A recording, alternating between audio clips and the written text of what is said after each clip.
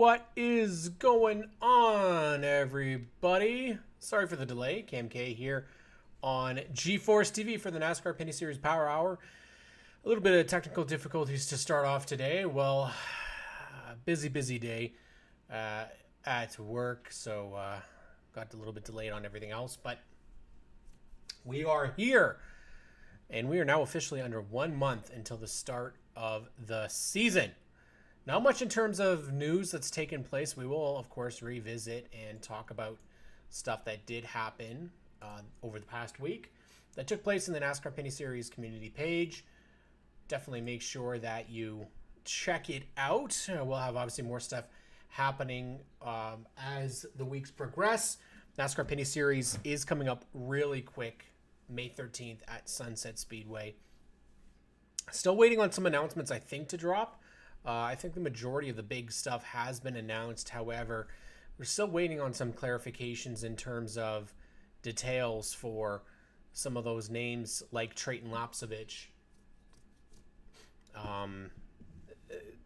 Would be very interesting to see. But, yeah, not much in terms of those news for this week. But for sure, excited to be back once again. And one thing that's really exciting is that this Saturday, we expect to see Media Day for the United Racing Series for the APC Late Models, Quick Wick Superstock Series, the Oscar Hot Rods, and Oscar Modifieds out at Delaware Speedway. It's APC and United Racing Series Media Day. So hopefully we'll get some great footage out there. And then, of course, there'll be test days taking place at Delaware Speedway the following Saturdays up until race time. Obviously, there's a lot of stuff that we want to take a quick look at. that took place over the past couple of weeks, and I definitely want to get started with a announcement that was made earlier in the week, and not something that was completely unexpected, but was really good news. And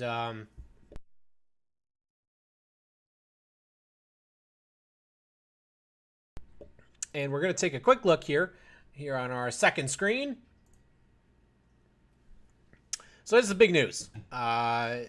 Spark Power, which had limited its sponsorship for the DJ Kennington number 17, is back this year, and back in a bigger force, back as an associate sponsorship on the number 17 for DJ Kennington for the full season. All 14 races, he's going to have Spark Power on the side of the number 17 car. Not only that is the exciting news on top of that, is that Rick Verburn, if you don't know Rick Verburn, he is the crew chief for DJ Kennington, but also a very established racer himself.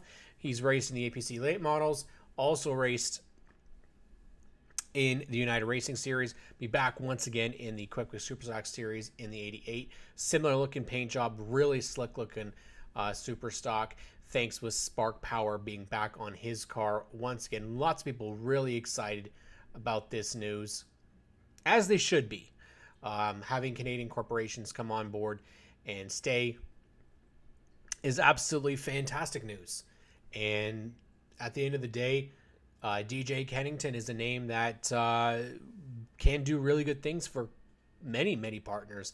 Obviously, a longtime partner with Castrol and Castrol Edge being back. I don't think they needed to change the paint scheme after last year. Obviously, this is one of my favorite paint schemes.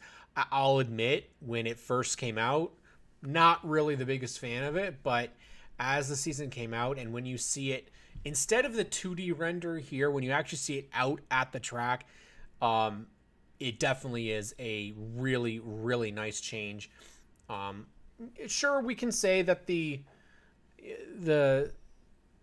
old paint scheme was pretty nice, but I think the dark look kind of, it was done. It needed a bit of a refresh, and this absolutely is a beautiful looking race car once again. And personally, I'd love to see a second. I'd love to see a second Castrol Edge car. I think that if we could have two, even better.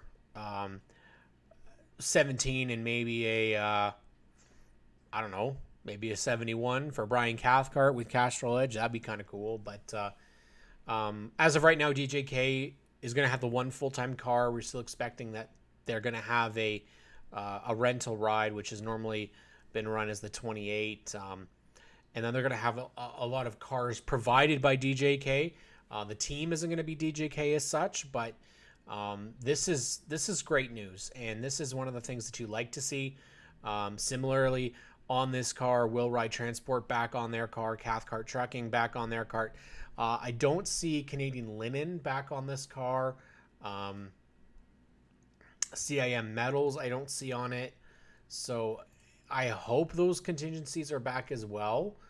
It could just be that maybe those deals are not announced yet. But Spark Power, your trusted partner in power, and DJK Racing have announced an extended partnership that will see the North American wide brand proudly displayed as an associate on DJ Kennington's famed number 17 Castrol Edge Dodge in the NASCAR Pinty Series for the entirety of the Canada-wide tour in 2023. So we mentioned about the Superstock, and of course the Tilsonburg Outlaw cards driven by Ryan and Leia Verburn will also have Spark Power on their cars. Spark Power is very excited to continue its partnership with DJK Racing for the upcoming 2023, said Richard Jackson, President and CEO for Spark Power. As we continue to drive our company values towards around community, the racing community is a place we have settled on in terms of the community reach it provides towards our employees and customers. The viewership and exposure Spark Power receives partnering with DJK is impressive and incorporates Spark's brand building and professional level of motorsports at the professional level of motorsports, while at the same time covering grassroots racing and kids in racing. We are very excited for our brand exposure in 2023. That's what you want to hear. Absolutely want to hear that type of stuff from companies coming into the racing scene. It isn't an easy thing. I mean, unfortunately, uh, well aware of a lot of people that are hoping to race this year, but we don't know about partnerships. And to have a partnership like this is very, very good news for DJ Kennington, and the fact that he is going to be back out here once again running for championship. Not the only noteworthy news of the week. Obviously, we have to kind of tie in a couple of things here. If you aren't familiar with this guy here, former NASCAR Pinty Series competitor Connor James drove for Anthony Simone and for EHR a couple of seasons ago. Congratulations to Connor and his fiancee Taylor. They were married this past weekend, so congratulations to him. All the best to their family. So we got a couple of guys that celebrated birthdays. Obviously, we can definitely talk about that stuff, but what we want to get to is actually, and this is something that Regan McCauley had actually teased when he was on the show last week, is his 2023 hype video. Now, I cannot play the audio for this because it could get copyright, and I don't want a copyright claim. So what we're going to do is we're going to put it on, and I believe it's going to mute. If it isn't, I'm going to mute the tab. So let's take a look at what he put together here.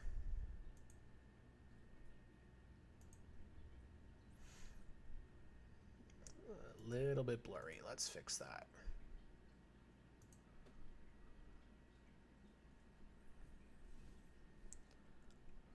Using footage from a whole bunch of different people. Looks like Matt Myler, Redenson Media out in Newfoundland. That looks like a lot of their footage. Joel Robinson and TSN's footage. Man. Hype video upon hype video. And talent here to be able to put these together. Now, it isn't all from last year. That's 100% true, but it is a hype video, and that is what it's doing. Taking a lot of stuff from last year, some stuff from previous years, splicing it all together. And when we get to some of the exciting parts, like for myself, stuff that I want to see in promo videos, definitely love the celebration scenes, checkered flag, victory lane, definitely. Got to have Fritz, that's for sure. One of the things that he does really good is the celebration by showcasing drivers, but also the tracks.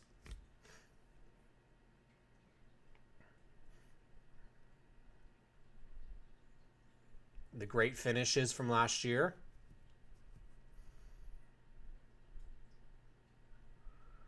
The championship, there we go. That's what I'm saying. Show us the drivers. There we go. Then the tracks, I like putting them in the order. Add the times 2. The order of the races. And then that ending shot. Wow. Beautiful. Beautiful, beautiful job by Regan McCauley once again. Definitely check it out. It is on our NASCAR Pinty Series community page, where you can check that out. A couple other guys that were posting hype videos, including Daniel Bois, and of course the NASCAR Pinty Series. They also posted a hype video. It's not really loading up right now, but I mean, it's great stuff. Being this close to the season, we've rearranged the list here of the announcements. So one of the things that I'm a little guilty for here is I definitely like to talk when I do these episodes of what is it that I want to see. And when it comes to the roster, there's a little specific things. Sure, I want to see when drivers are going to be competing and what type of races they're going to be competing for. So we've broken it down a little bit. So we have NBS drivers full-time split to the unknown amount, multiple select races, or one start, and then the unknown. So full-time right now, we're looking at Glenn Stiers, JP Bergeron, Alex Gannett, Brandon Watson, DJ Kennington, Alex Tagliani, Thomas Neveau, Andrew Ranger, LP Dumoulin, Kevin Lacroix, Larry Jackson, Dexter Stacey, and Marc-Antoine Cameron. Believe Wallace might actually be moved into that category, but no confirmation yet from EHR on that. The unknown amount, JF Dumoulin, Matthew Kingsbury, LP Montour, Trayton Lapsevich, Gary Clute, Brent Weller, Wallace Stacey, David Thorndike, Jocelyn Fecteau, Sam Fellows. Those are guys that we expect would have some races. No announcements been made yet, but they very well could. Then we have the ones that have been confirmed for multiple select races. Trevor Monahan, Kyle Steckley, Brandon McFarlane, Daniel Bois, Chantel Kalika, Josh Collins, Donald Teague, Jacques Gannett Sr., and Matthew Scannell. As for drivers, I would expect one start for this year. Wayne Hanlon Jr. out at Eastbound Park, Ryan Dyson at Delaware, Dave Bailey at Ohsweken, Michael Gowdy at Ohsweken, and Ken Schrader and Aaron Turkey both at Ohsweken. But it does mean that there are names that we don't know about. Ray Morneau Jr., Justin Arsenault, obviously JF Dumoulin. I put him in that we expect something, but it still is unknown yet as to what his status is. Jacques Villeneuve, I would say he's probably out for this year. Alex Labbe, hard to say what's going to happen with Alex. TJ Renamato, I think we're leaning towards potentially not back this year. Dominic Saint-Cyr, Peter and Ryan Clute, Ray Quartermash Jr. and Raphael Assard. I think we're leaning for both of those guys also not back this year. Matthew Kingsbury, LP Montour, Trayton Lapsevich. Jason White is still a question mark. Expected that there could be a race for Jason this year, but not 100% sure if that's going to happen. It was being worked on. Sarah Thorne, maybe she's back out at Eastbound Park. Matt Shirley, Jamie Krizik, Simone Dion-Vienne, Brandon McFarlane, we do know now, so we can move him out of that list. Gary Clute, Brent Weller, Mark Dilley, David Thorndike, Brian Cathcart, and Sam Fellows. So lots of question marks here. And then, of course, the question marks that we always seem to get are who's going to be coming into the series. Is there going to be somebody else coming in? Well, we've got Brandon McFarlane, Josh Collins. Those are the two big names that are coming in to do multiple races. Jacques Gannett Sr. also coming in to do a couple of races. So there's some names there. Kyle Steckley obviously is a part of things. But at the end of the day, we still do have some question marks here. And whether or not those are going to be answered in time for the racing to start it remains to be seen right now. Obviously, there's a big amount of question marks regarding the Pinty series side of things. But is there somebody that we could come into the series and pull like a Jake Sheridan from last year? Ray Morneau Jr. come up from the APC series and do a race. I mean, it is a very interesting question. Is it possible? Absolutely. One of those things that has to happen for sure is we've got to get going here. The season is under a month away. I think that there's still a lot of unanswered questions, but the good source from the good vibe, I guess I'd say, that I've got from the fan base is that there seems to be a lot of interest in going to the races, which is great. That's what we need to hear. At the end of the day, attendance means everything. So if we can get out there, have a good crowd for Sunset Speedway, I think having the Bill Zardo Memorial hot rod race for $4,600 is also a great idea. Personally, I'd like to see another race on top of that to have like a 3-event weekend. But I understand. I definitely understand why we're not going to have more than that.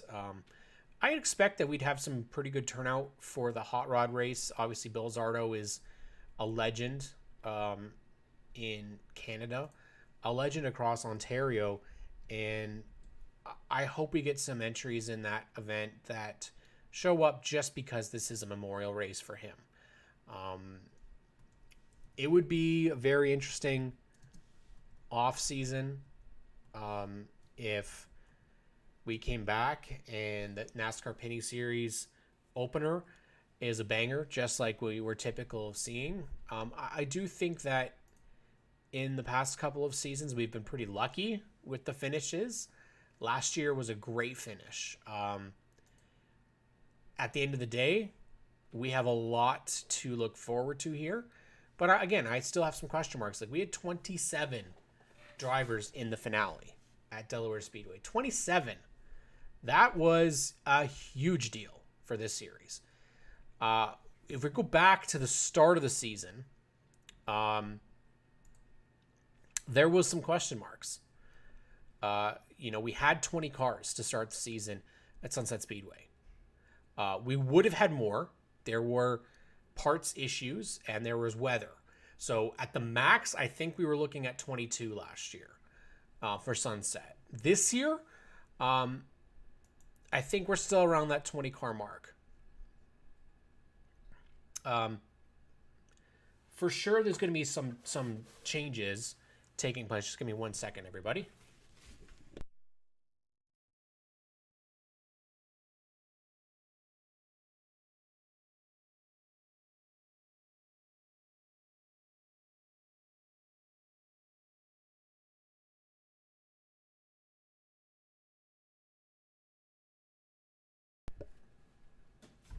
So the changes this year could very well be the amount of veterans. I don't know if we're going to see them as much. I mean, right now, names like Raphael Lessard, Ray Courtemanche, Brian Cathcart, Sam Fellows, and yeah, there's some inexperienced names there, but after the last couple seasons, they would be considered veterans. They weren't brand new to the series. TJ Renamato, Mark Dilley. There's some names here that have not been announced, and I'm sure there's belief and there's words out there about who is coming back, who isn't coming back, which teams are downgrading. Is there going to be some newer teams? It's very interesting right now. I would have thought we had a couple more announcements made already at this time, but I mean, it is like there's still a lot of stuff that has to be uncovered in terms of the whole rationale of the series this year. I mean, contingency sponsors, race event sponsors, and normally they do have that up by now, though. So I wonder if they do have it. I haven't checked the schedule in a while here, and they don't make huge announcements about that. So it's possible it's already been put out here, and not yet. But we do believe it's the. I believe the Oshweekend races are sponsored by Fresh Stone Brands. I believe that was mentioned on the Race Rivals Race Chat a couple weeks ago. But yeah, so last year we started the season with 20 cars at Sunset Speedway, and let's bring you right over to Race Reference here so you guys take a look here. So this was the breakdown from last year, 250 laps. Expect that that's going to be the same. I don't believe they've got any change here listed. So 250 laps last year. Trayton Lapsovich, he only led the final couple of laps here after it was Marc-Antoine Cameron and Raphael Lessard getting into each other. Really tough start for the EHR crew. Dexter Stacy had an issue. He was involved in a wreck, and then Wallace Stacy as well kind of spun a couple of times, and he really struggled. Brett Taylor, though, that was the story. He had the toughest luck, I think, in the first couple of races. He had a rear end that went bad. He started up in the top 10, too, and that was it was a really rough year for the North Country team, and it was unfortunate too. And take a look there. You see the 80 car of Donald Teague. He was not even able to make the race because they had some parts issues. It sucks too, because if you look at it in Rafael Lessard coming into the series was a definite excitement. There was a lot of people excited for Rafael Lessard coming in. I was really excited to see him coming in running with EHR. And for the first race, he looked really good. But honestly, it seemed like a really just a tough season all around for Rafael. He never really seemed to get into a groove. And he never really got out there and did as well as he did here at Sunset Speedway, which was very disappointing. I think at the end of the day, we all thought that there was going to be a better effort. I'm not saying the effort from the team, but even for like a better standing for him. It was just a really tough situation for Rafael last year. And as of right now, I don't believe he's going to be back. And that's a change where a couple years ago, he goes and wins a race at Talladega for Kyle Busch Motorsports in the Truck Series, has an opportunity to go to a team that really wasn't developed in the Xfinity Series. That team goes away. He finally gets something. He gets a ride shared with Ray Jr. Quartermash, and now it doesn't look like he's going to be back either. I mean, there's not been an announcement around that. So it's been a real change of events for him over the last couple of years. And then you take the guy who I think is going to be one of the breakout stars, if he does not have a sophomore slump here, Brandon Watson. Won the pole to start the season.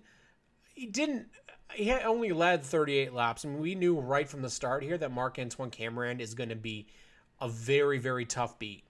And I believe he will be again this year.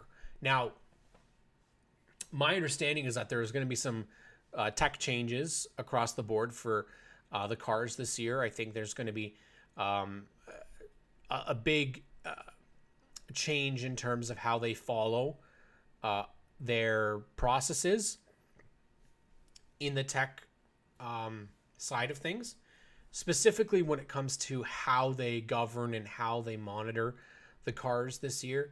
I believe when Tony was on with Adam and Clinton there, that he alluded to that, saying that they're going to be a little bit more stringent on that process and ensure stuff is done.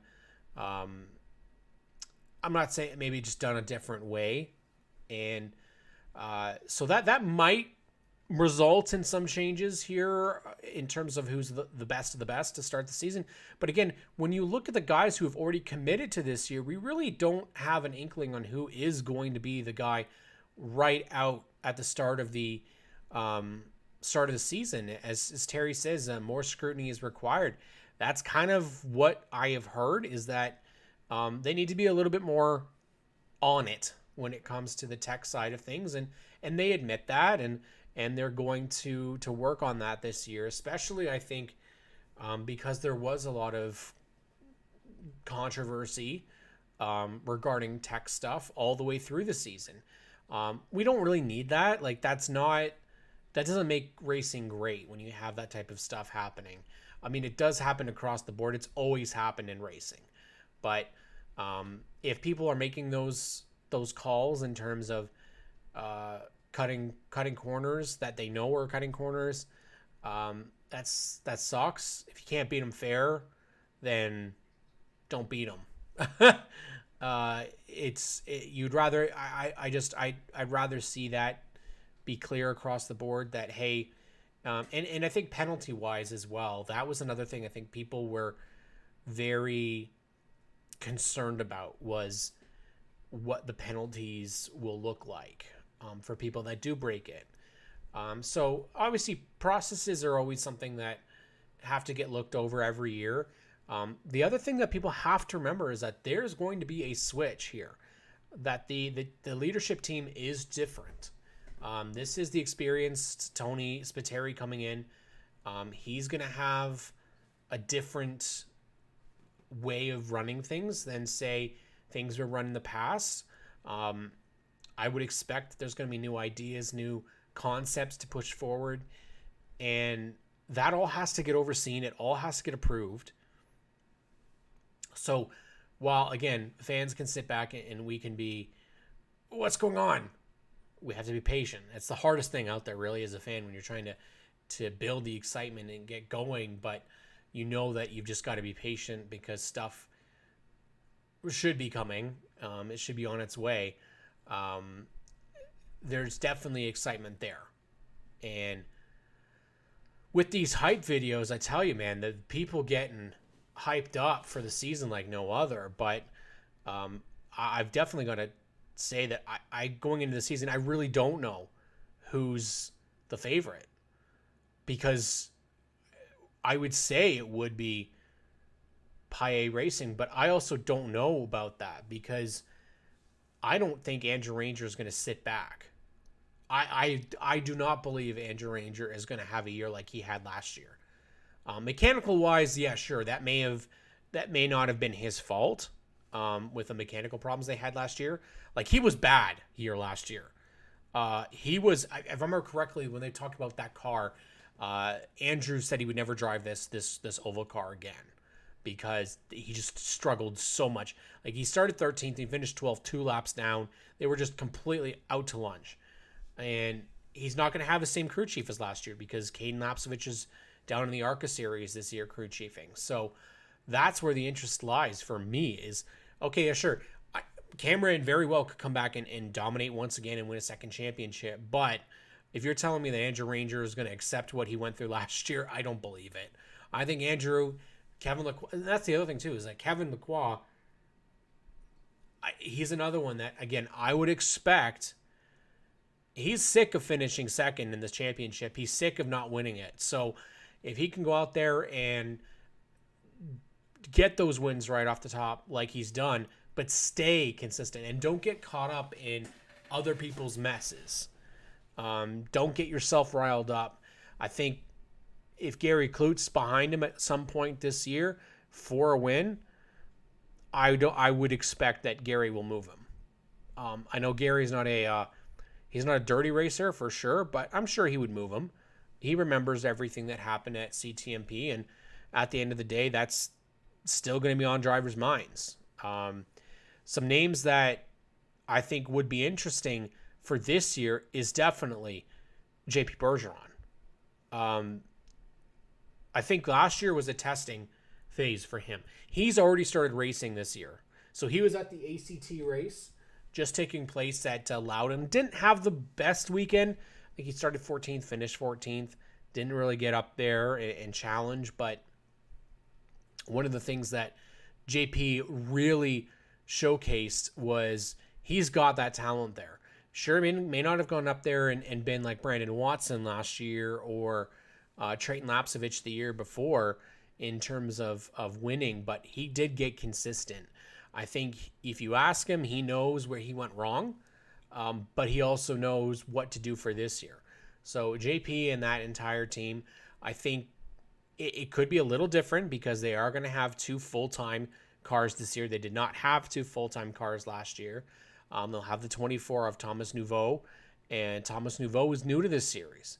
He was running the Porsche Carrera Cup, should run the full season except for Eastbound Park because of a conflict. I would expect Nouveau will be, and this is the thing, drivers that go from the open wheel circuit to this series tend to do really well. Andrew Ranger and Alex Tagliani are the keys on that side. Kevin Lacroix is another one. Many people don't remember, but Kevin Lacroix was a part of the Atlantic Championship. Maybe it was Star Mazda. Maybe it been Star Mazda, and maybe it was Atlantics too. So Lacroix was into those types of cars. And that is exactly where we saw Thomas Nouveau come from. And Nouveau has good backing. He has plenty of opportunity. And Ford Mustangs look wicked on the racetrack. EHR, Alex Gannett, great combination. If you don't think that EHR is hungry to win, I mean, Terry's in the chat here. Terry would know because he's part of the EHR crew. And they have had a miserable couple of years. Basically, essentially since 2020, unfortunately, since the domination that Jason Hathaway had during the Fan Cave Challenge, where he won the championship, it has really kind of been a tough couple of years. They've got one of the most talented guys in Alex Gannett in this series. I think that is one of the most underappreciated drivers. You've got a guy like Dexter Stacey who is getting more and more confident. I think if Dexter can tighten the screws, and I think he knows this as well, and he's said it before, they have the opportunity. They have fast cars. It's just about, again, not beating yourself, not getting into squabbles with people, not making a move that will hurt you in the end. And I feel as if with Alex coming in, I think Alex would be a very good complement to Dexter Stacey and vice versa. I don't know if that, the situations last year, I think with Brett really struggling right away, Dexter had the good race at CTMP, but also got involved in a wreck at Chaudier. He was involved in a wreck at Sunset. So, again, you got to take away those bad races and focus on when they did well. Dexter's road course efforts have improved dramatically from where he was 5 years ago. Yeah, obviously, he wasn't in this series 5 years ago, but let's just say back when he was in the series, his road course efforts are easily better. He was very strong in Toronto. He did pitch it into the tires, but was running very strong, very competitive. So we'll say that as well. Wallace, I expect Wallace will stick around towards the back with Glenn again, and they'll have their own good battles. And I think Jacques Gannett Sr. coming in, maybe he'll be a part of that too. But then Brian Cathcart. Don't know what's happening with Brian this year. I really hope Brian stays in the series. I want to see him back, seeing that 71. I don't believe he is, but that would be fun to see him come back and battle once again for not just the winners among winners here, but if you put those guys, add in David Thorndike if he comes back to the series, which we're hoping at least he will at CTMP in Toronto.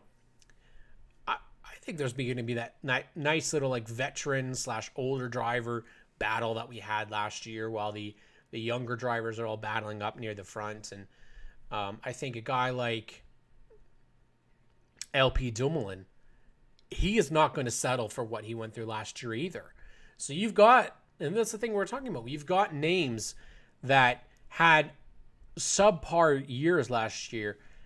They aren't going to go through that. Tag got one win. DJ got one win. They don't want to settle for that. They want more than one win. That's the thing. Brandon Watson, he doesn't want just one win. He wants multiple. So you've got a lot of guys that are coming into the series, returning, that clearly want to kick ass this year. And I don't know who's going to share it with them. I think, as Terry said, no team is going to sit back this year. He's absolutely right.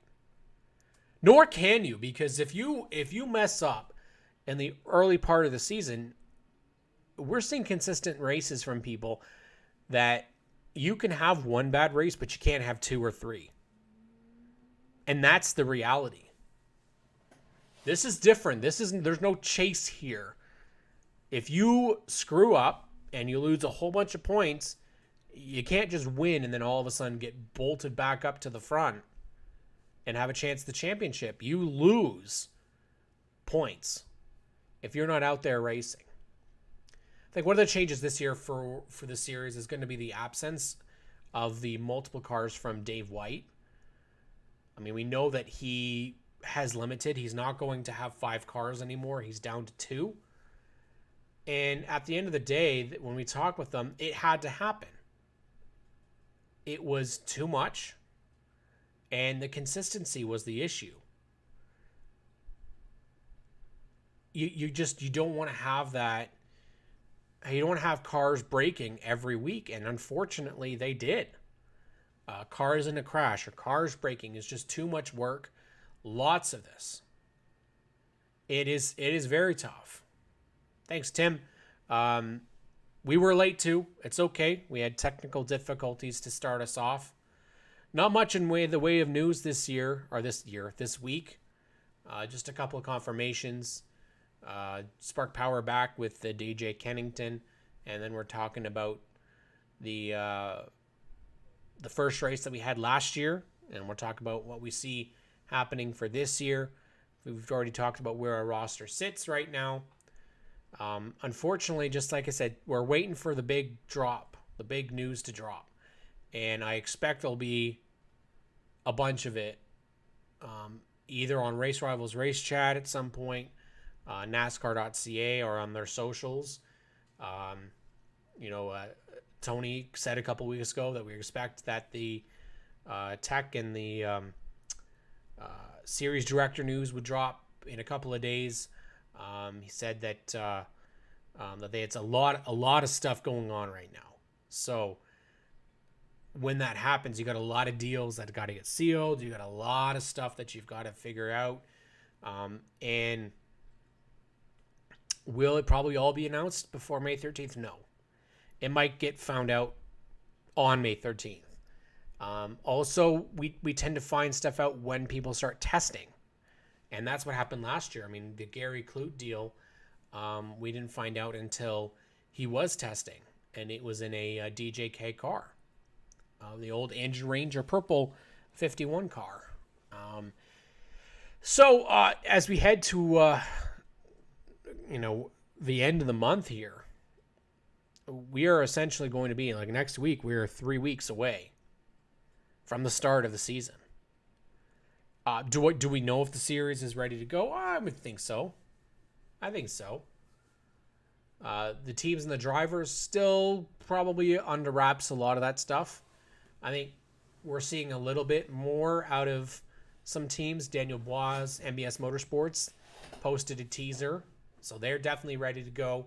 Paille Racing's showing that they're ready to go. I'm still waiting to see what we get from 22 Racing. They haven't made their announcements yet regarding even tag or their paint scheme announcements haven't been released yet. So I'll be excited to see what for myself exactly. I want to see what tag's look is going to be like this. He always has something very interesting. I'm not a fan of last year's paint scheme. I would prefer him go back to what he had the year before with the dual paint schemes. I think those looked actually really, really nice. I think last year's was just too much. So I can't really say that I was a fan of it, but there's definitely a lot that still has to be released. Really, we only have, I think, DJ's paint scheme and maybe Kevin Lacroix's. I don't know if there's going to be any other changes in terms of I don't think LP is going to change his. I would like to see a change, honestly, from his car. A lot of people do like that paint scheme. I just like to see it back to the 47 on the door with WeatherTech. And again, he did start with the white, and then they went to the reverse to the black. I wouldn't mind seeing something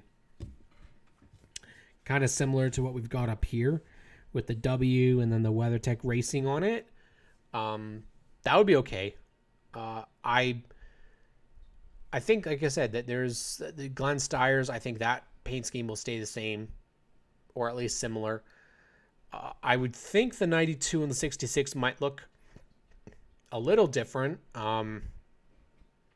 especially if Dexter's back out at Talladega this weekend, trying to make the race for MBM Motorsports. Unfortunately, didn't make it by one position at Daytona, which, listen, that sucked. I mean, Dexter would have qualified in if the car that didn't take time wasn't higher up on owner points. I don't really agree with that myself. I don't think that you should make a race if you're not taking time, but that's obviously how it works.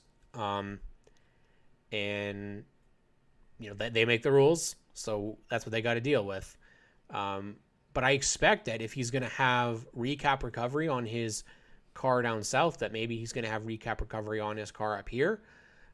So I obviously love it. I obviously love, first off, I love the color blue on that recap car. So if he has a 92 recap car, that would be great. See, that's the thing, Tim. It's 47 tried black with white, red, and then white with black, red. Time for red. Oh, a red car. Yeah, that'd be nice. I'd go for that. I don't know. I also kind of want to see it off of a Dodge too. Like, I love our Challengers, but at the end of the day, they're not being run except for our series. So the Challengers are great. There's not really an alternative right now. I don't think there's a mold for anything other than the Challenger. And the Camaros are here. The Mustangs are here. Those are a little bit later. The Mustang's obviously the newest to the Pinty series, but we also don't have any alternatives right now. And with Dodge, you're not going to get the manufacturer support because they're going all electric, and there's not a future here for electric vehicles in the Pinty series, I don't believe. So yeah, I'd be very interested to see what a couple of these paint schemes are going to look like. I think JP, his is going to look the exact same as last year's. Kevin's should be the exact same as last year's. DJ's will be the exact same. I would expect Paye and Andrew Rangers would be the same. But everybody else, I think, is like open game here. And when they start to release them, I'm going to be really excited. I think the 9's going to have a drastic new look. Well, I hope at least it has a drastic new look. The 20, no idea about the 20. 22, no idea about that either. I think his late model has a really, really solid look for Kyle Steckley in the APC series. So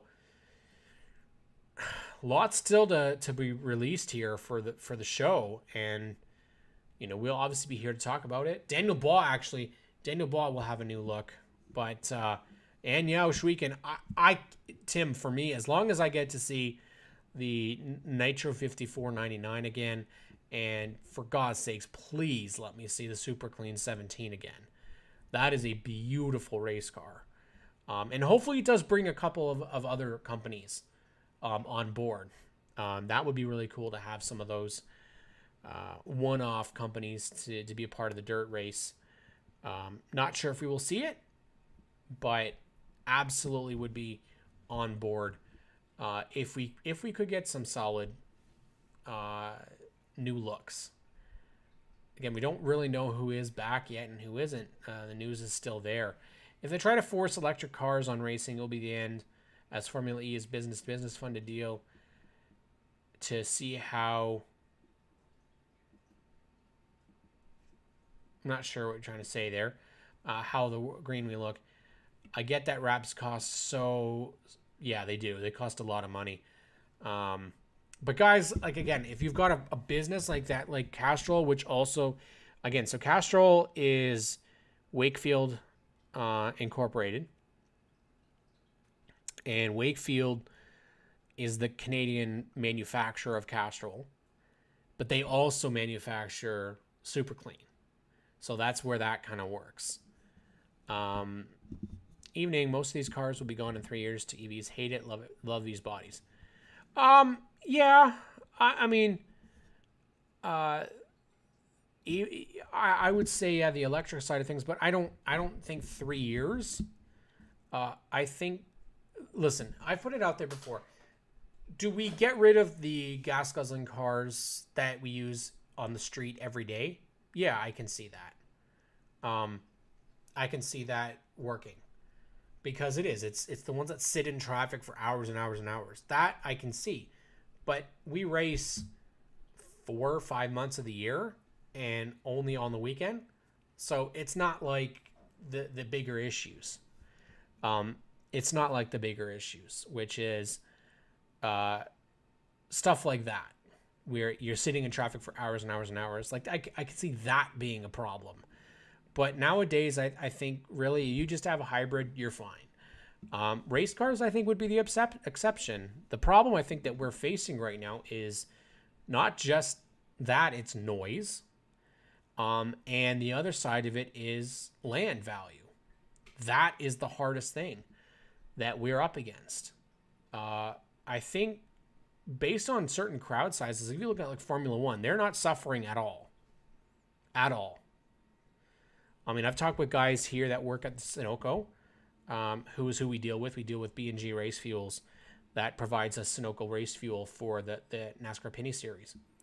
And it is definitely reused, recycled. Like they do a great job taking care of it. But at the end of the day, you're going to have somebody that's going to say it. Again, ICE will be here for our lifetime. There you go. Tim says, I will never buy an electric vehicle. Hybrid. I agree. I think hybrid as well is a possibility. I mean, having a bit of both. But I don't believe in utilizing only electric because we already know that cold affects it. I worry about the left-leaning governments getting rid of racing like California that just don't like it. That's not, it's there's a certain crowd that doesn't like it, sure. But at the end of the day, you're going to have that on either side. There's people that don't like racing regardless. There's people that would be happy not to have anything happen anywhere for any time. Protesting all the way. Sorry, man, the OEM will not make it. Yeah, that's the problem, Rick, right? Is that's the problem is that the OEMs feel that they have to make electric cars. It's just not. Put an EV charger in our condo, was on special for 15 people, half price, $3,000. Does not mean they won't race like the Hot Rod Series. It's true. It's true. Like we would still have the options, I think, to race. I just think it would be at more scrutiny. But at the end of the day, yeah, Terry right there is the absolute truth. We don't have the infrastructure for charging stations, but I think that's the interesting point. There is a charging station in a rural and northern area is legitimately not realistic because of the temperature as well. You cannot have cases where things go -40 and then nothing works because it's all electronic or electric. So I'm of the hybrid kind of belief where you can have both, but you can't just have one. That's not going to work. I think for us, it's simple. I mean, you can get fuel and you can race cars. That's how it's going to work. Now, stuff like tires, I mean, Terry can talk about the tire deal. It's not cheap. Rick knows all about what racing is like and how much it costs. In the state of California, almost every track is on a fairgrounds, and a lot of them are Oregon already, and the state oversees fairground rules. It's a tough deal, Jim. It's regardless. That's everywhere, though. Racetracks are going left, right, and center. Places in Florida are going, and that's a place where you would think that they wouldn't go. North Carolina is closing tracks, so it is a problem. Racing as a whole has a lot of stuff that they need to fix. And again, we've talked about this before on the show. It is a trickle-down effect, though. If you have problems at the top, and they do, in stock car racing right now, we have troubles right at the top with the product. And it trickles its way down.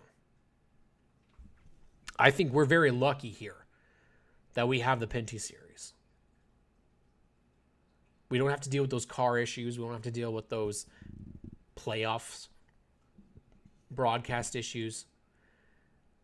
I never had a customer that was happy when you tell them they need another hybrid battery. Nope. That's absolutely true, Jim. They won't. But nowadays, that's everything. When you look at the bills for a lot of stuff, it is extremely tough. That's why the racing gives us a great out. And by keeping the hype and keeping the interest up, it's the way we got to go. Lots of people in this series, like we had our most successful season last year, I would think, in years. Now, I don't know if you got what you guys think. If we go back to Montreal, for example, do you think that we get back to 39 cars in Montreal? I don't expect so. I could see us getting to 30 for sure. Montreal, for me, is the next step. It's a return, yes, But Crown Jewel, absolutely. Absolutely. Now, is a Crown Jewel Montreal or GP3R? That's the question mark. Because to me, I think Circuit Gilles Villeneuve holds a special place in any racing series. With the talk of the Xfinity or the Cup Series, whoever it is coming up to Montreal next year, I would definitely think that the Pinty Series would be a perfect combination event if they do that. Now, if it's me, I'd want to have 2 races, honestly. 2 races in Montreal, one the day before the big Cup race, and then one the day of. Great exposure for the series. Drivers, partners, cars, competitors. Not to mention you could have Cup guys that want to be in a Pinty's race. And we've got names that would do it. 22 Racing would do it. Paillet would do it. Dumoulin would do it. Lacroix would definitely do it. EHR would definitely do it. DJK would do it. White would do it. So all of a sudden now you have the possibility of getting like a Kyle Busch or Kyle Larson or Alex Bowman, a Tyler Reddick. I'd be really into that. But again, if Montreal is coming back, is it the Crown Jewel or is it still GP3? I think they're both pretty up there, but I'd have to say Montreal probably would be to be up there. You're not a fan, really, of Montreal. Rather say CTMP personally.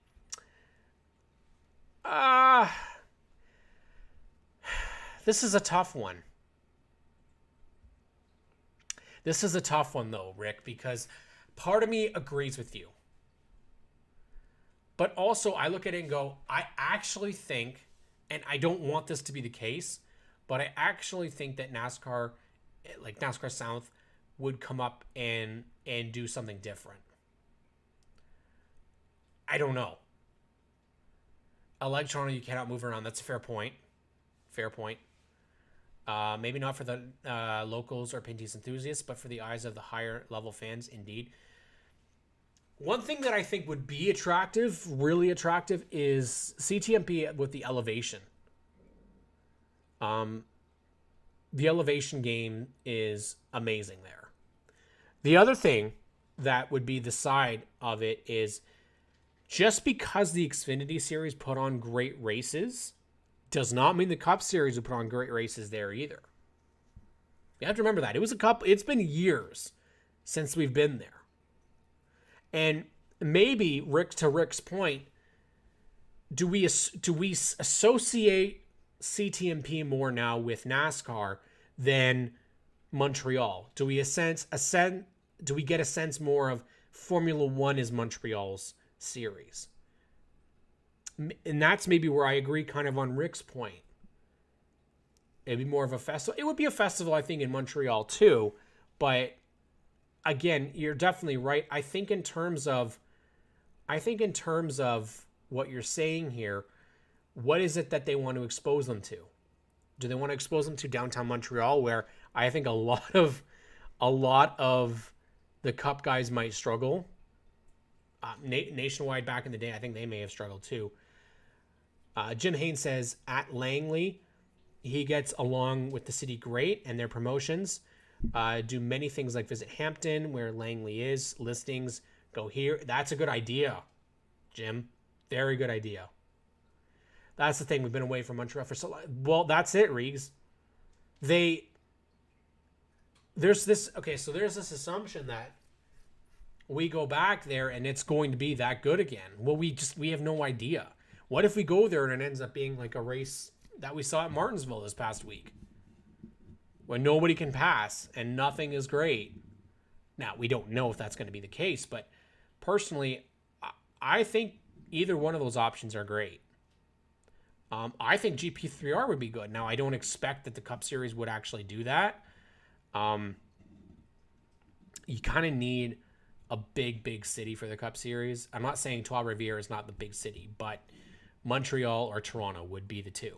And that's where I'm like, would they go outside of the city 1 hour to Bowmanville? Probably. They probably would. And Ken's right. Money talks. That was the problem, I believe, with the Nationwide race. Why it went away is they didn't have a title sponsor. That would be a problem. We really need that in order to have a race. I know there's people working really hard behind the scenes to make it happen. Hard to say, though. Really hard to say. Jim, I would say Langley is one of my favorites. When we used to have Fans Choice up here, I used to watch it weekly. I believe it's still called Larry King. What is it? Not Larry King. Larry something. Larry Laws Langley Speedway or something. I think Nobody Can Pass in the Cup is more like horsepower down for steel, not like the Pinty cars. Might be a problem, right, Jim? Rieger, we'll have the will this return work question. Larry King. It is Larry King. Okay. We'll have this will this return work question answered with North Wilkesboro. That's true. Yeah, I knew it's the law firm. I remember always going like Larry King, like the TV host, right? But no, it's Larry King Law. Yeah. Yeah, I used to watch the Larry King Law Langley Speedway. They used to have their weekly racing broadcasts on there. With the trucks, NASCAR, the networks, and the fans know what kind of a show CTMP will offer. The same thing with Montreal, though.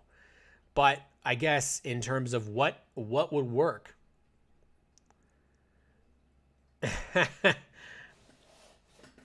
it's all part of it. It was part of all ads. I want to see it. Now listen, I'll be honest with you. I think that 2 races in Canada needs to happen. There's talk about IndyCar returning to Vancouver. No way. If the track is good enough for them, it should be good enough for NASCAR. Maybe a combo show. Maybe. I don't know. And the only reason I say that, Tim, is I don't know what Western Canada's fix on racing is, because they don't have a ton of speedways left. Obviously, we're not something to talk about either here, but if it's me, I think your combo between Quebec and Ontario is the way to go.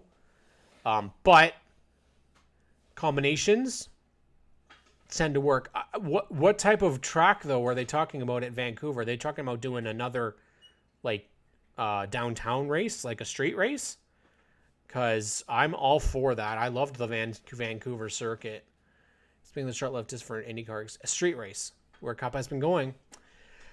That's the other thing, is people have been teasing the maybe they'll go on the Toronto streets. I don't for one see it. If I'm wrong, I'm wrong. But the place is packed for Indy cars. And I'm not saying the Cup Series wouldn't get that, but true, might not be best question until we see how Chicago works. Very true. Toronto, if it's easy too, that's the other thing. No pit space for Cup. Yeah, how many pit stalls do they have in Toronto? I think it's only 22 or something, I think, right? So yeah, it wouldn't be enough. But maybe they do that like stage break thing instead. Never know. That's a good point though, Rick. Is there enough pit stalls at CTMP though? Is there 36 to 38 stalls at CTMP for the Cup Series? I don't know if there is either. Even CTMP may be short. I think so. I mean, it's not unheard of. We've seen it before at like Bristol's and Martinsville. We've seen it before where they don't have enough pit stalls and they have to double up, or some guy has to park in the garage and do it. But I don't know. There's a lot of interesting stuff we could talk about, but we've gone past our time here. I want to thank you guys for tuning in to Stickers and Scuffs every week, tuning in to G-Force TV every week. It's an absolute blast. Talk with you guys each and every week. We got started a little bit late. Got our conversation rolling towards the end. If you haven't already, give us a thumbs up. Subscribe to the channel. 14.1 thousand subscribers here on G-Force TV. Share. And we really appreciate you guys coming in each and every week. Should be some fun stuff coming up in the future here on the NASCAR Pinty Series Power. I want to thank each and every one of you guys for tuning in. Make sure you guys follow us on the NASCAR Pinty Series community page. And we will catch you guys all next week for sure. Do they have enough infrastructure at CTMP for crowds? Hard to say. We'll talk more about it next week, guys. Thank you all.